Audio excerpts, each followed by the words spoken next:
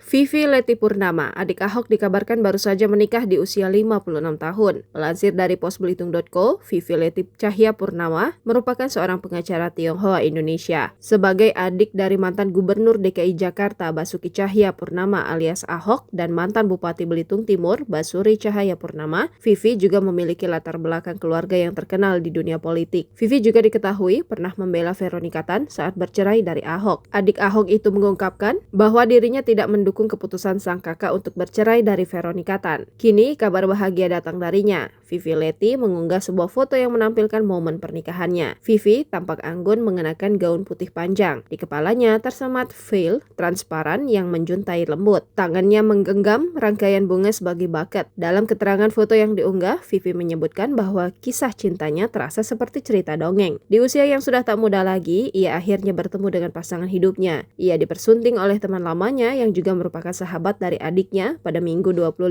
Mei 2025 lalu. Pria yang kini menjadi suaminya adalah Hari Basuki Cahaya Purnama, sahabat sang adik. Vivi Leti menikah dengan lelaki yang pertama kali ia temui 35 tahun lalu di Jakarta.